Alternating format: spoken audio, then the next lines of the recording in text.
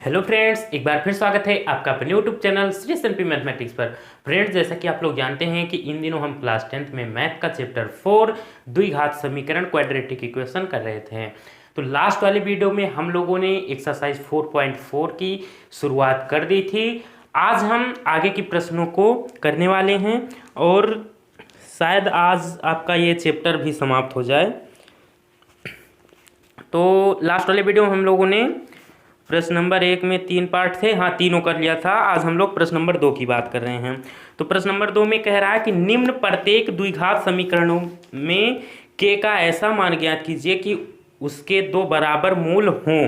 अब इसमें दो समीकरण दे रखे हैं जिसमें के का हमें ऐसा मान ज्ञात करना है कि अगर उस समीकरण में हम के जगह पर वो मान रख दें और सॉल्व करें तो उसके दो बराबर मूल निकल कर आए। तो तरीका क्या है निकालने का, बस देखिए अभी मिनटों में अभी समझ में आएगा कैसे। लेकिन उसको करने से पहले मैंने जो कल आपको बताए थे 3 पॉइंट, मूलों की प्रकृति, नेचर ऑफ द रूट्स, वो आना चाहिए। स्लाइड पे आपको दिख रहा होगा, ठीक है। 3 पॉइंट कि जब हमारा विविक्त कर डी, डिस्क्रिमिनेंट इंग्लिश में बोलते हैं, हिंदी में विविक्त कर बी स्क्वायर माइनस 4ac जब धनात्मक आएगी तो उस समय क्या होगा, दो भिन्न मूल होंगे, दो भिन्न वास्तविक मूल होंगे। जब विविक्त कर हमारा 0 होगा उस समय दो समान वास्तविक मूल होंगे। जब हमारा विविक्त कर ऋणात्मक में आएगा तब उस समय समीकरण के कोई भी मूल नहीं होंगे। चलो आओ करते हैं। तो सबसे पहले क्या करना है, इसमें हमें वही अपना डिस्क्रिमिनेंट विविक्त कर ज्ञात करना है। तो उसके लिए क्या करेंगे, उसके लिए हम करते यहाँ पर ये हैं कि देखो गुणांकों को लिखो। a है हमारा 2 और b है हमारा क्या, अच्छा एक मिनट, इसमें k का मान ज्ञात करना है। तो चलो हम क्या कर रहे हैं, ये सब भी छोड़ो, 2x स्क्वायर प्लस के एक्स प्लस 3 करना तो वही है आखिर में। चलो लिखो, अच्छा लिख ही लो। a है हमारा 2 और b है हमारा k। b होता है हमारा x का गुणांक जो कि है यहाँ पर k, तो हम k लिख लिए। c हमारा कांस्टेंट टर्म जो कि 3 है तो 3 लिख लिया। आगे देखो, आगे हम क्या करने वाले हैं अब ये प्रश्न में ही आपके कह रहा है कि k का ऐसा मान ज्ञात कीजिए जिसके दो बराबर मूल हों। तो चूंकि दो बराबर मूल हैं, दो बराबर मूल हैं, इसलिए दो बराबर मूल हैं, इसलिए विविक्त कर हमारा क्या होगा, 0 होगा। विविक्त कर को हम कैपिटल D से प्रेजेंट करते हैं तो D हमारा 0 होगा। समझ में आया क्यों? क्योंकि प्रश्न ही आपका कह रहा है कि के का ऐसा मान ज्ञात करो जिसके दो बराबर मूल हैं, ठीक है, जिसके दो बराबर मूल हों। तो चूंकि दो बराबर मूल हैं इसलिए d इज इक्वल टू 0। समझ में आया कि विविक्त कर 0 क्यों मैंने लिख दिया, क्योंकि दो बराबर मूल होंगे तो विविक्त कर 0 ही होगा। आगे देखो, अब हम जानते हैं, क्या जानते हैं कि d is equals to B square minus का 4ac, ये फॉर्मूला हम लोगों ने पढ़ा है विविक्त कर का, ठीक। तो अब रखो वैल्यू d के जगह हम क्या रखने वाले हैं, 0 रखेंगे, ठीक, यहाँ 0 रख दिए। बी स्क्वायर, b हमारा क्या है k, तो k का स्क्वायर माइनस 4 इंटू ए है हमारा 2 इंटू c है हमारा 3। अब इसे सॉल्व कर लो, 0, अब ये k का स्क्वायर हो जाएगा और माइनस 4 2 जा 8 और 8 3 जा 24, ठीक है। अब ये के स्क्वायर माइनस 24, अब क्या करो आप, के स्क्वायर को एक तरफ रखो, माइनस 24 को एक तरफ भेज दो। तो के स्क्वायर एज इट इज इधर रोक के रखो, जब ये माइनस 24 इधर आएगा बराबर के, तब ये प्लस का 24 हो जाएगा, ठीक। अब देखो, तो k is equals to under root 24, इधर से स्क्वायर हटेगा तो इधर अंडर रूट लग जाएगा। ये मैथ का एक कॉन्सेप्ट है, इसको आप ध्यान रखना कि जब एक तरफ से वो स्क्वायर हटता है तो दूसरे तरफ जो भी संख्या रहेंगी वो अंडर रूट में हो जाएंगी। आगे देखो, अब k इज इक्वल्स टू, अब 24 का आप अगर वर्गमूल निकालोगे ना तो 2 दूनी 4 4 6 24 प्लस माइनस 2 रूट 6 आएगा, वर्गमूल निकालना आप लोग को पता ही है, 24 ऐसे निकाला जाता है। 2 से काटो 12, 2 6, 2 3 और 3 1। तो जिसका जोड़ा बनेगा वो तो अंडर रूट के बाहर आ जाएगा, लेकिन जिसका जोड़ा नहीं बनेगा वो अंडर रूट में ही रहेगा। तो इसमें से तो 2 का जोड़ा बन रहा है तो ये बाहर ले लिए, और 2 3 6, इसका जोड़ा नहीं बन रहा है, ना तो 2 का ना 3 का, तो ये अंडर रूट में ही रहेगा 6। तो 2 अंडर रूट 6 इस तरीके से आता है, ठीक है।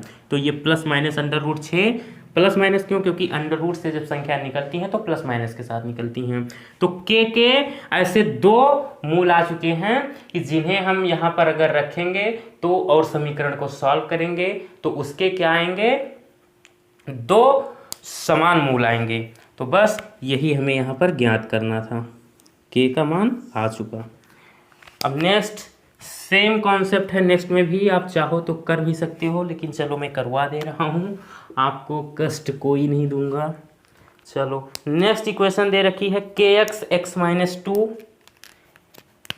सेकेंड है हमारा के एक्स एक्स माइनस 2 और +6 is equals to 0, +6 is equals to 0। ये वाला क्वेश्चन तो समझ में आया ना। अगर नहीं कोई भी दिक्कत होगी तो अभी यहाँ क्लियर हो जाएगी। अब देखो इसको क्या करो, अभी ये क्वाड्रेटिक इक्वेशन नहीं है ना, तो इसको क्या करेंगे हम अंदर गुणा कर लेंगे, तो ये हमें क्वाड्रेटिक इक्वेशन द्विघात समीकरण मिल जाएगा। तो के एक्स का एक्स में करेंगे तो ये हो जाएगा प्यारे के एक्स स्क्वायर, और एक बार करेंगे के एक्स का -2 के साथ तो ये -2kx हो जाएगा, और ये प्लस का 6 इज इक्वल टू 0। अब ये द्विघात समीकरण बन चुका है। अब क्या करेंगे हम लोग, फिर से गुणांकों को लिखेंगे। तो a हमारा क्या है यहाँ पर k, a होता है हमारा एक्स स्क्वायर वाला गुणांक, b होता है हमारा x गुणांक, c होता है हमारा कांस्टेंट टर्म। तो एक्स स्क्वायर का गुणांक a k हो गया, और b हमारा क्या है -2k है, ये x का गुणांक, ठीक। और फिर आगे c हमारा क्या है प्लस का 6 है। इतना हो चुका। अब इसमें भी वही कॉन्सेप्ट लगाएंगे, चूंकि 2 बराबर मूल हैं, इतना ये वाला दो कॉन्सेप्ट यहाँ पर भी, चूंकि 2 बराबर मूल हैं, चूंकि 2 बराबर मूल हैं इसलिए d इज इक्वल्स टू 0। बराबर मूल हैं, क्या मैंने बताया था कि जब विभक्त कर 0 होगा उस समय 2 वास्तविक, जो 2 समान वास्तविक मूल होंगे, ठीक है। तो d बराबर 0 हो गया, विभक्त कर को हम d से लिखते हैं। आगे देखो, अब फार्मूला हम जानते हैं कि d is equals to B square -4ac होता है। आगे वैल्यू रख दो, d तो हम रख देंगे 0, ठीक। अब बी स्क्वायर, b की वैल्यू कितनी है -2k का स्क्वायर -4 इंटू ए हमारा है k इंटू c है हमारा 6। अब इसे सॉल्व कर लो, 0 ये -2k का स्क्वायर हो जाएगा, 2 का -2 का स्क्वायर ये 4 हो जाएगा, और ये k स्क्वायर -24k, ठीक है। यहाँ पर 4k कॉमन आ रहा है तो 4k कॉमन ले लो, तो 4 यहाँ से कॉमन निकल आया, तो यहाँ तो 4 ख़त्म हो गया। अब यहाँ k स्क्वायर था, एक k हमने कॉमन ले लिया तो एक k बचेगा, माइनस से माइनस लगा लो। अब 24 था, 4 6 जा 24, कॉमन लेने का मतलब होता है भाग देना प्यारी। तब 24 में 4 का भाग देंगे, 4 6 24 6 बार जाएगा, और k में k का भाग देंगे तो कट जाएगा, तो ये केवल और केवल 6 बचेगा। अब ये आ गया। अब क्या करो, बस हो चुका। अब एक बार 4k के बराबर में 0 ले लो, एक बार k -6 के बराबर में 0 ले लो, सॉल्व कर लो।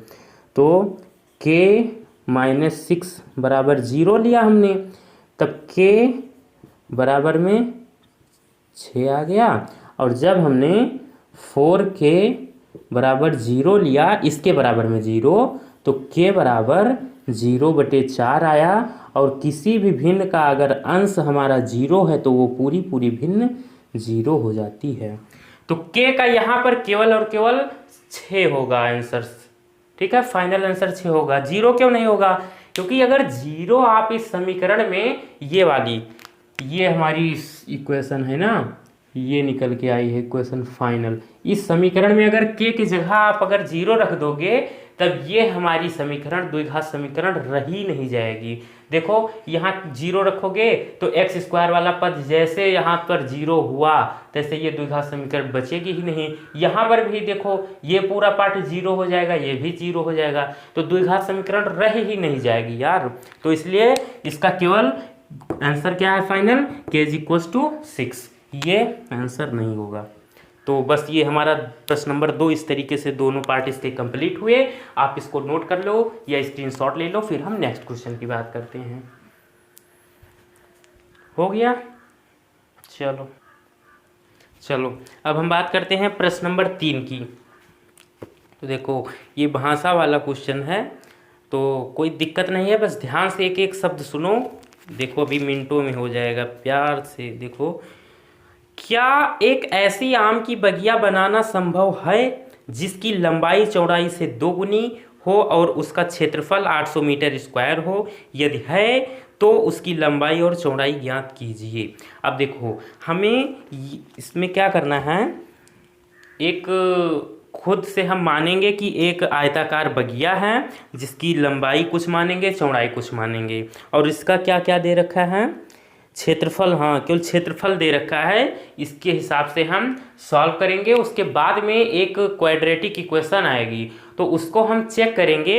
ये जो संभव बोला है ना कि क्या एक ऐसी बगिया बनाना संभव है, तो ये संभव असंभव ये कैसे पता करते हैं हम, यही विविक्त कर से d = b² - 4ac से ही पता लग जाता है कि क्या ये संभव है या नहीं है। तो बातों को मेरी सुनिए, ध्यान में रखिए। अब जब प्रश्न करेंगे तब भी मज़ा आ जाएगा। चलो प्रश्न करते हैं। तो सबसे पहले हम मानते हैं कि माना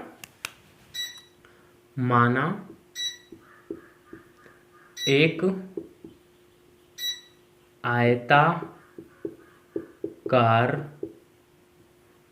आयताकार बगिया है जिसकी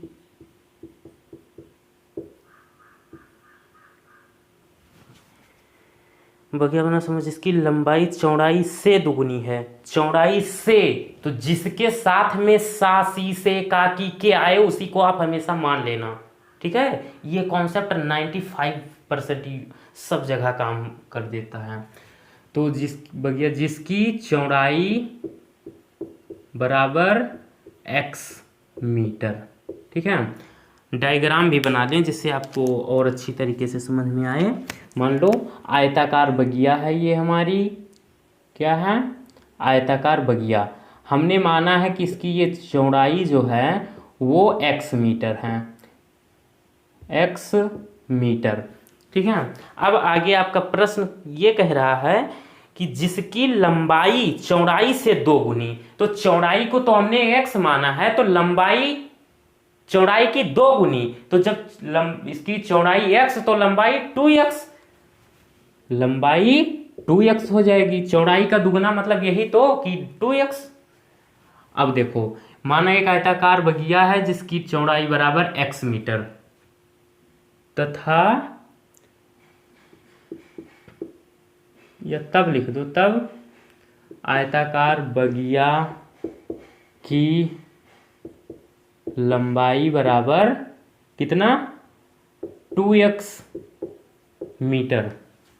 आगे देखो उसका क्षेत्रफल 800 मीटर स्क्वायर, इसका एरिया दे रखा है 800 मीटर स्क्वायर, ठीक है। तो ये देखो कि आयत का क्षेत्रफल, हम ये आयत मानकर सॉल्व कर रहे हैं, तो ये फॉर्मूला हम लगाएंगे कि आयत का क्षेत्रफल बराबर क्या होगा। तो आयत का क्षेत्रफल बराबर क्या होता है, लंबाई गुणे चौड़ाई।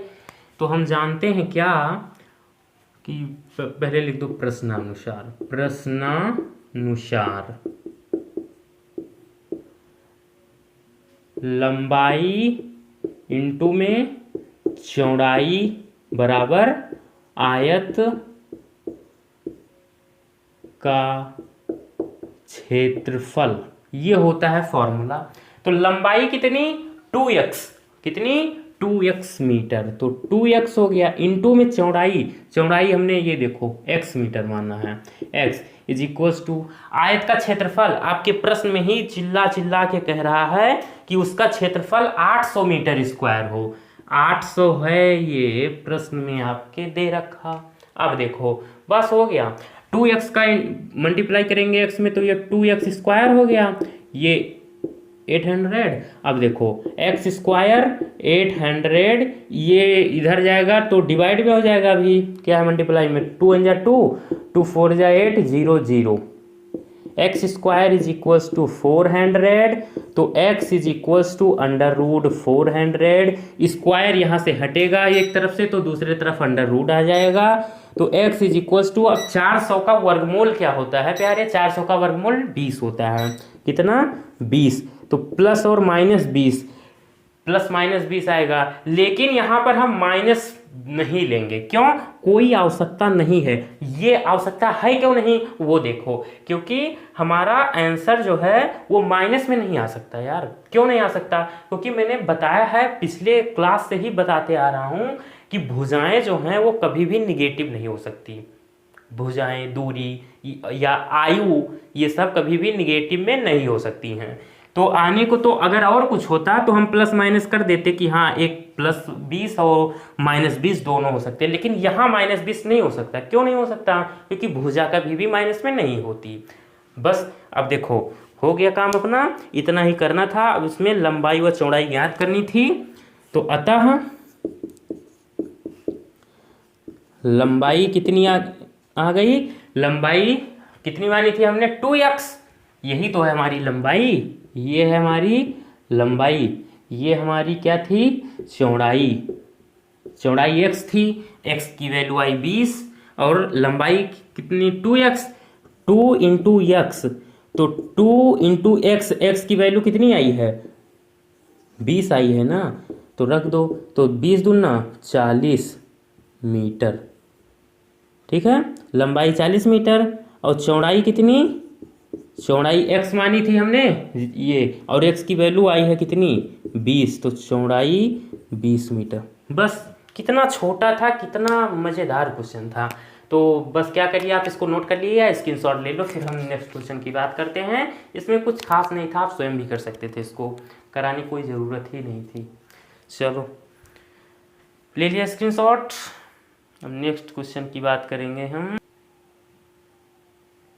चलो अब हम बात करते हैं नेक्स्ट क्वेश्चन की, क्वेश्चन नंबर 4 है, ये आयु से संबंधित क्वेश्चन है। बच्चे पता नहीं क्यों आयु वाले क्वेश्चन में गलती उनसे हो जाती है और कर देते हैं बेमतलब की, जबकि बहुत ही आसान तरीका होता है, एक ही कॉन्सेप्ट रहता है इसका, बस 2-3 शब्दों के बारे में पता होना चाहिए इसमें।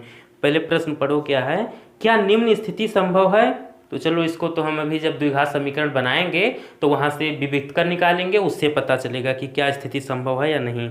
चलो यदि है तो उनकी वर्तमान आयु ज्ञात कीजिए। चलो आगे प्रश्न है हमारा, काम हमें कहाँ से है, यहाँ से, 2 मित्रों की आयु का योग 20 है। चलो कोई 2 मित्र हैं, उनकी आयु का अगर हम योग करें, मतलब दोनों को जोड़कर बात करें तो वो 20 वर्ष है। 4 वर्ष पूर्व उनकी आयु का गुणनफल 48 था। बस इतनी ही बात कही है इन्होंने। अब देखना है कि यह स्थिति संभव है और या नहीं है। चलो करते हैं। तो सबसे पहला काम आपका क्या है कि आप मानेंगे, माना, अब इसमें 2 मित्र हैं ना, तो मान लो माना पहले मित्र की वर्तमान आयु बराबर x वर्ष।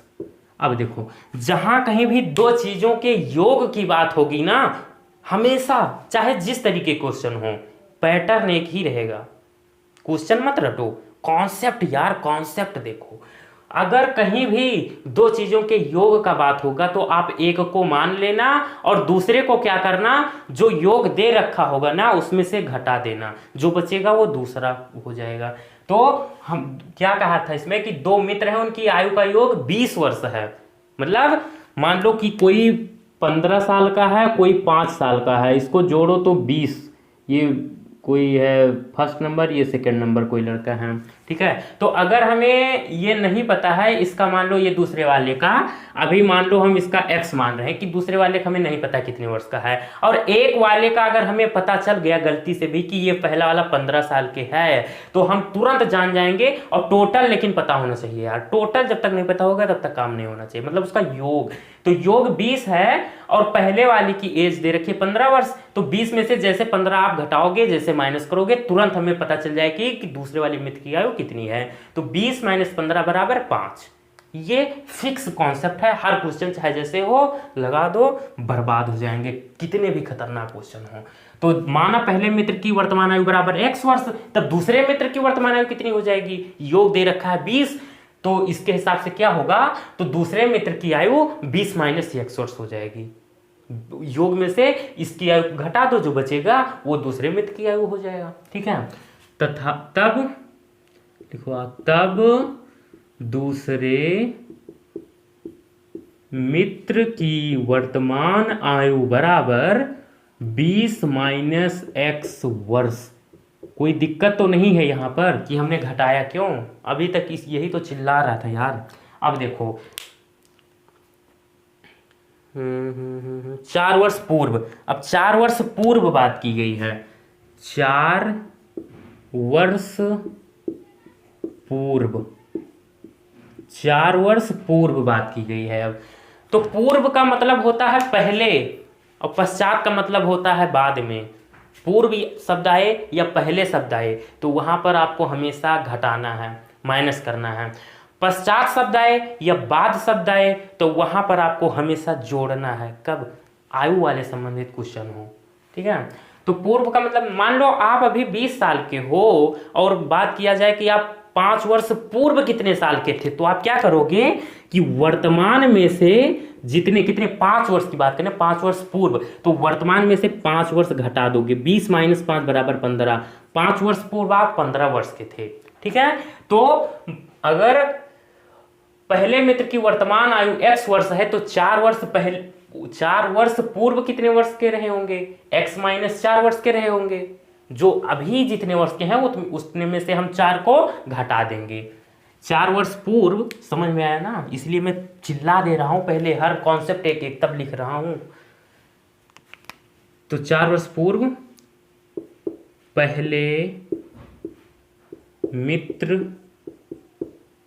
की आयु, 4 वर्ष पहले, 4 वर्ष पूर्व पहले मित्र की आयु कितनी हो जाएगी, कितनी रही होगी, x - 4 वर्ष रही होगी। और तथा दूसरे मित्र की आयु, दूसरे मित्र की आयु, वर्तमान आयु कितनी, 20 - x वर्ष है, तो इसमें से 4 घटा दो वर्तमान आयु में से, 20 - x - 4। अब इसको थोड़ा सा एक स्टेप हम सॉल्व करेंगे, और क्या होगा, 20 में से 4 घटाएंगे तो ये होगा 16 और ये -x वर्ष, ठीक है। तो 4 वर्ष पूर्व पहले मित्र की आयु x - 4 वर्ष और दूसरे मित्र की आयु 16 - x वर्ष। अब देखो आपका प्रश्न कह रहा है, क्या कह रहा, कहाँ है कि 4 वर्ष पूर्व उनकी आयु का गुणनफल 48 था, मतलब 4 वर्ष पूर्व x - 4 और 16 - x, इनका गुणनफल, गुणनफल क्या होता है, जब दो चीजों की, दो संख्याओं का गुणा करते हैं तो जो प्राप्त होता है ना फल, उसी को हम कहते हैं गुणनफल। चलो, तो मतलब इनका जब गुणा करेंगे तो वो बराबर होगा 48 के। ये मैं नहीं कह रहा हूं, आपका क्वेश्चन कह रहा है, पढ़िए स्लाइड पे क्वेश्चन दिख रहा है अभी। चलो, प्रश्नानुसार, प्रश्नानुसार, प्रश्नानुसार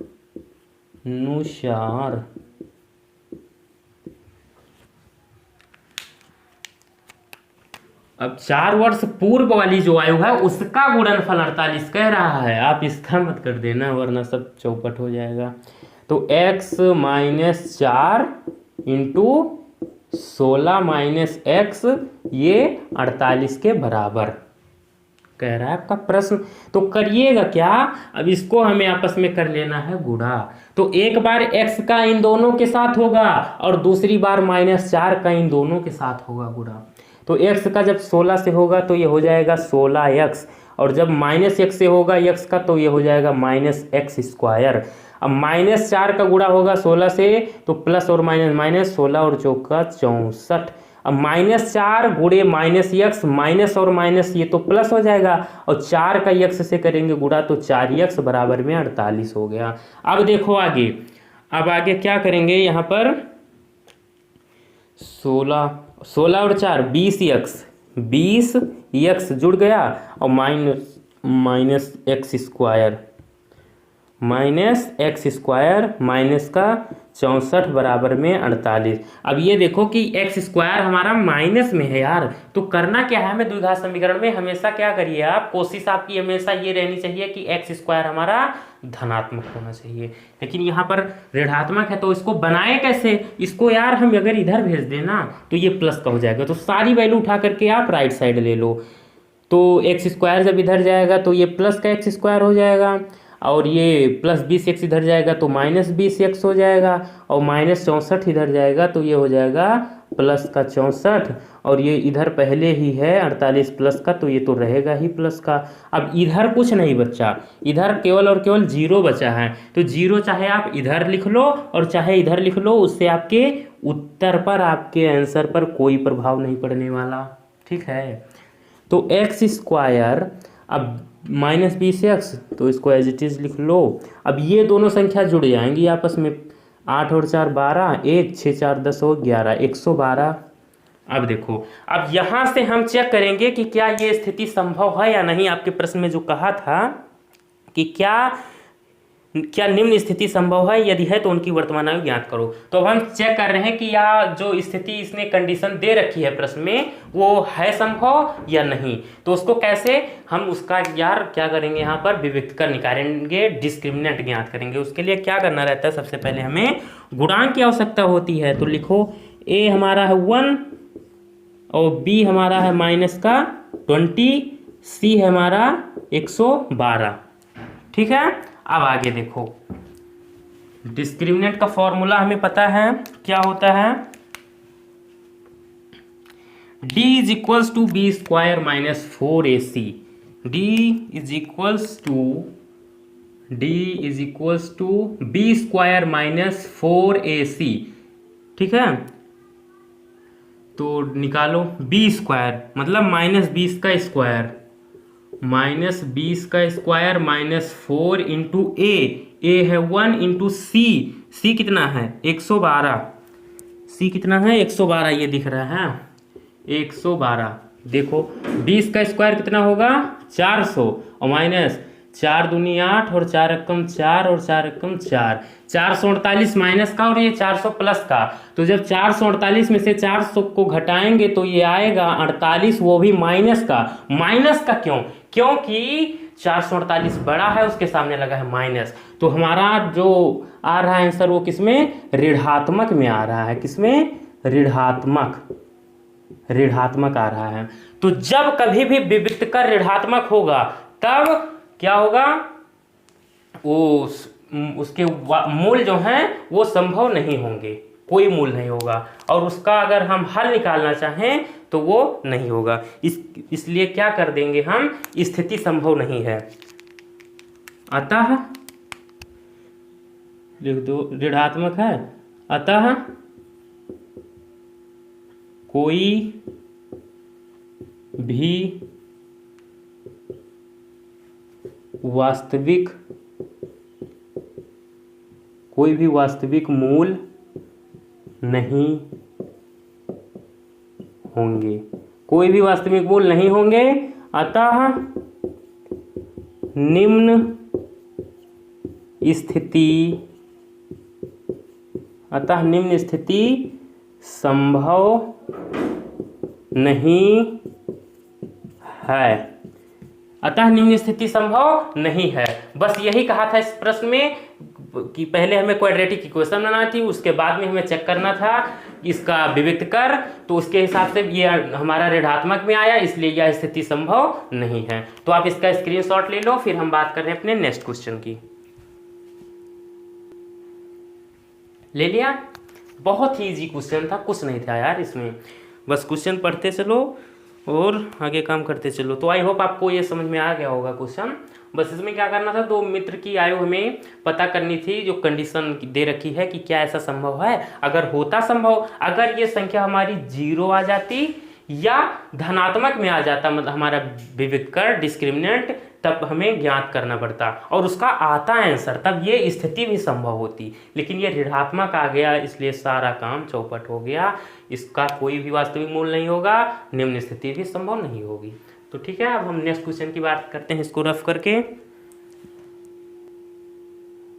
चलो नेक्स्ट क्वेश्चन, और इसी के साथ में इस एक्सरसाइज की का भी ये लास्ट क्वेश्चन है, ठीक है। और एक्सरसाइज का ही नहीं, इस चैप्टर का भी लास्ट क्वेश्चन है, ठीक है।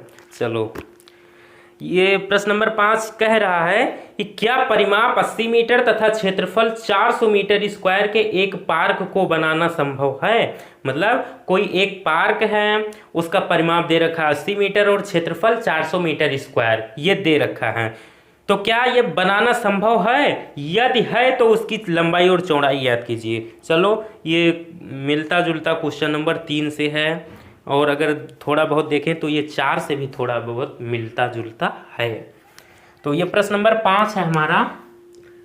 तो इसमें हम क्या कर रहे हैं, मान रहे हैं कि हमारा जो ये क्या परिमाप 80 मीटर पार्क, ये पार्क जो है ना वो आयताकार हम मान रहे हैं। कैसा? आयताकार, आयताकार पार्क।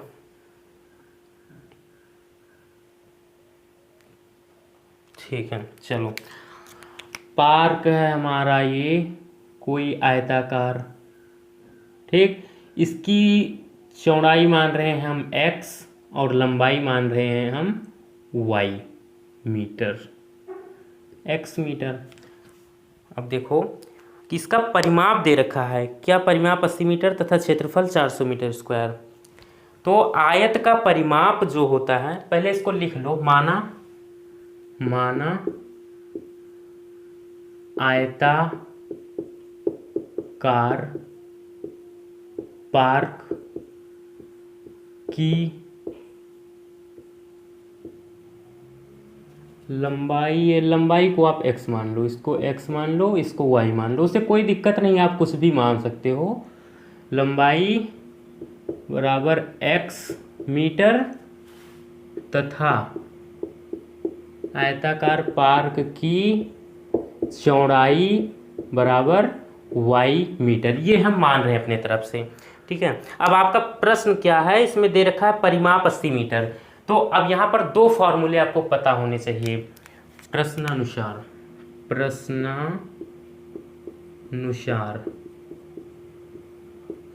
आयत का परिमाप क्या होता है? आयत का परिमाप बराबर होता है 2 गुणे लंबाई प्लस चौड़ाई। आयत का परिमाप 2 गुणे लंबाई प्लस चौड़ाई। तो लगाइए, 2 गुणे में लंबाई और प्लस चौड़ाई बराबर होता है परिमाप के। परिमाप, तो आपका परिमाप इसमें दे रखा है कितना? 80 मीटर, 80 मीटर। और लंबाई हमने माना है x प्लस चौड़ाई हमने माना है y इंटू 2। कुछ नहीं, बस फार्मूले का कमाल है यहाँ पर। अब देखो, x प्लस वाई बराबर 80/2। ये जब 2 गुणे में है, इधर जाएगा तो बटे में चला जाएगा, तो 2 कम 2, 2 चौका 8, 40। तो x प्लस वाई बराबर में 40 आ गया, ठीक है। अब इसको यहीं पर छोड़ दो कुछ देर के लिए और आगे बढ़ो। क्षेत्रफल दे रखा है इसका 400 मीटर स्क्वायर। अब क्षेत्रफल पर हम बात करेंगे। तो क्षेत्रफल होता है, आयत का क्षेत्रफल क्या होता है? आयत का क्षेत्रफल बराबर क्या होता है? आयत का क्षेत्रफल बराबर लंबाई गुणे चौड़ाई। लंबाई और गुणे चौड़ाई, ये सेकंड शर्त है हमारी, सेकंड शर्त। ये फर्स्ट शर्त थी हमारी, फर्स्ट शर्त। लंबाई गुणे चौड़ाई बराबर आयत का क्षेत्रफल। बस दो फॉर्मूले आपको बचपन वाले पता होने चाहिए। तो लंबाई कितनी मानी है हमने x, तो x इंटू चौड़ाई y इज इक्वल्स टू आयत का क्षेत्रफल दे रखा है 400। अब क्या करेंगे हम, समीकरण, इसको नाम दे दो आप समीकरण नंबर 1। तो समीकरण नंबर 1 से हम क्या करें, या चाहे तो x का और चाहे तो y का किसी का भी मान निकाल के यहां रख देंगे। तो किसका मान निकालें, y का ही निकाल लो। तो y बराबर हो जाएगा 40 माइनस x, y बराबर 40 minus x। Put in equation number, इसको नाम दे दो सेकंड, इक्वेशन नंबर सेकंड रख दो। क्या किया मैंने, y को एक तरफ रोका, x को इधर भेज दिया, तो ये 40 माइनस एक्स हो गया। अब जहां y है वहां हम 40 माइनस एक्स रख देंगे, तो x इंटू 40 माइनस का x बराबर में 400। अब देखो x का 40 से करोगे गुणा तो ये 40x माइनस और प्लस माइनस x का गुणा करोगे x से तो x स्क्वायर बराबर में 400, ये हो गया। अब x स्क्वायर माइनस में दिख रहा है ना, तो अब इसको हम प्लस में बनाएं तो ज़्यादा अच्छा रहेगा। तो उसके लिए आप इसको और इसको सबको इधर ले लो, तो इधर बचेगा 0, ये इधर जाके हो जाएगा प्लस का एक्स स्क्वायर, ये इधर जाके हो जाएगा माइनस का 40x, और ये प्लस 400 तो इधर रहेगा ही रहेगा। अब देखो 0 चाहे आप इधर रखो या इधर ही रख लो, उससे कोई भी दिक्कत नहीं है यार। अब हम क्या करेंगे, अब हम चेक करेंगे कि क्या यह स्थिति संभव है। वो कैसे, उसके लिए विविक्त कर आप डिस्क्रिमिनेंट निकालिए। उसको सबसे पहले हम क्या करेंगे, उसके लिए गुणांक लिखेंगे। a हमारा होता है एक्स स्क्वायर का गुणांक जो कि है 1, b होता है हमारा x का कुछ छूट रहा है, ये 40x है यार। अब ये हो जाएगा हमारा b माइनस का 40 और c 400। तो अब निकालो विविक्त कर, देखो क्या आ रहा है। तो विविक्त कर d is equals to B square minus 4ac होता है। तो बी स्क्वायर, बी कितना है -40, -40 का स्क्वायर माइनस 4 इंटू ए है 1 इंटू सी कितना है 400। तो 40 का स्क्वायर ये कितना हो जाएगा, 4 चौक 16 और डबल 0 1600 माइनस और 4 चौक 1600। तो 1600 माइनस 1600 बराबर 0। तो चाहे हमारा विविक्तर 0 आए या धनात्मक आए, उस समय स्थिति क्या होगी, वास्तविक मूल होंगे। अब इसका 0 आ रहा है तो इसके क्या होंगे, दो समान वास्तविक मूल होंगे। लाइट प्रॉब्लम हो रही है, 1 मिनट, चलो ठीक हो गया। अब देखो इसका विविक्तर कितना आया निकल के, 0 आया।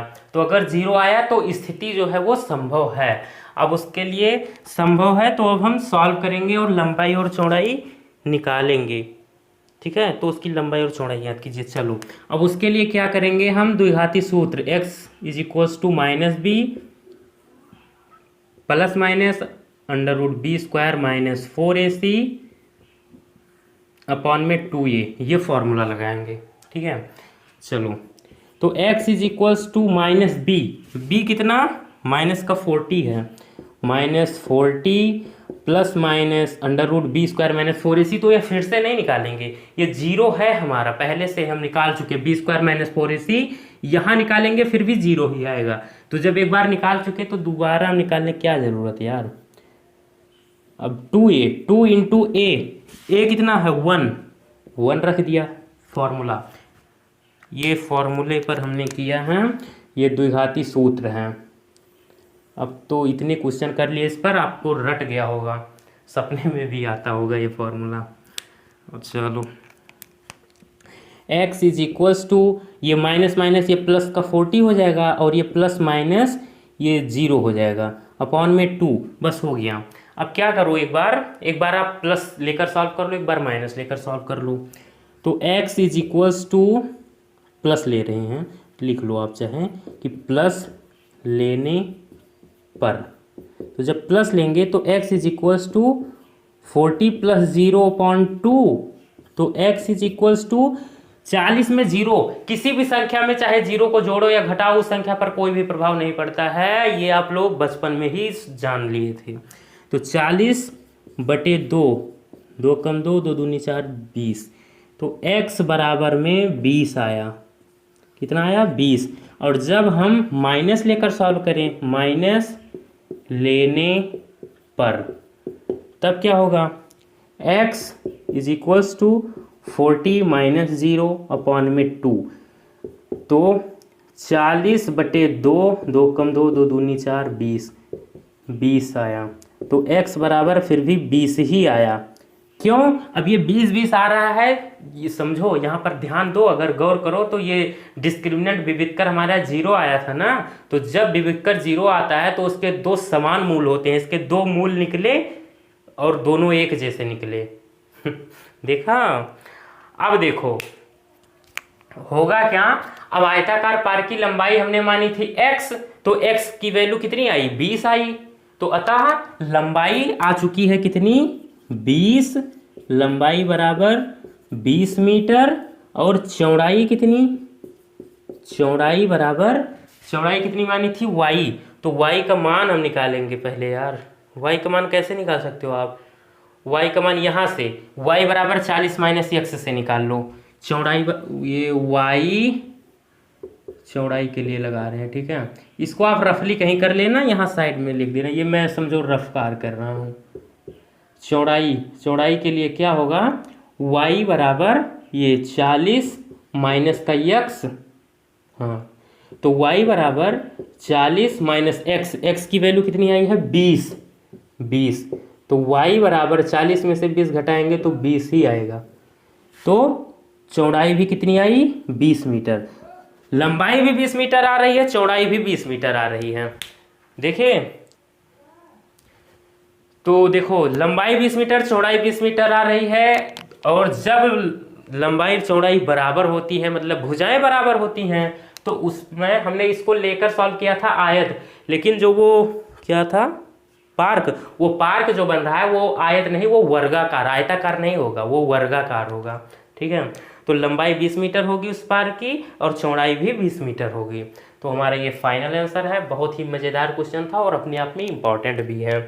इम्पॉर्टेंट IMP, इसको 1-2 बार खुद भी प्रैक्टिस कर लेना। अगर कोई दिक्कत है तो एक बार वीडियो को थोड़ा सा बैक करके देख लेना। हमारा ये रुका हुआ होगा, मान सकता हूँ, लेकिन ये हमारा नहीं रुका था। एक एक कॉन्सेप्ट में पहले चिल्ला कर बोला हूँ, उसके बाद में लिखा हूँ, ठीक है। ये नहीं देखता कि टाइम ज़्यादा लग रहा है, कम लग रहा है, इससे नहीं मतलब, बच्चों को समझ में आना चाहिए। उसके लिए मैं सब कुछ करने के लिए तैयार हूँ। तो इसका स्क्रीनशॉट ले लो। ले लिया? मैं साइड हो जा रहा हूँ। चलो, तो फ्रेंड्स, आज के वीडियो आप लोगों को कैसा लगा? अगर अच्छा लगा हो तो प्लीज़ लाइक कीजिएगा, और अगर पहली बार हमारे चैनल पर आए तो प्लीज़ चैनल को ज़रूर सब्सक्राइब कीजिएगा और बेल आइकन को ऑन करके ऑल पर क्लिक कर लीजिएगा, जिससे हमारे आने वाले वीडियो की नोटिफिकेशन आपके पास समय समय पर पहुंचते रहेंगे। तो फ्रेंड्स, अब हम लोग मिलेंगे एक नेक्स्ट वीडियो में और एक नए चैप्टर के साथ। ये चैप्टर भी हमारा यहाँ आज समाप्त हो चुका है। Bye bye, see you.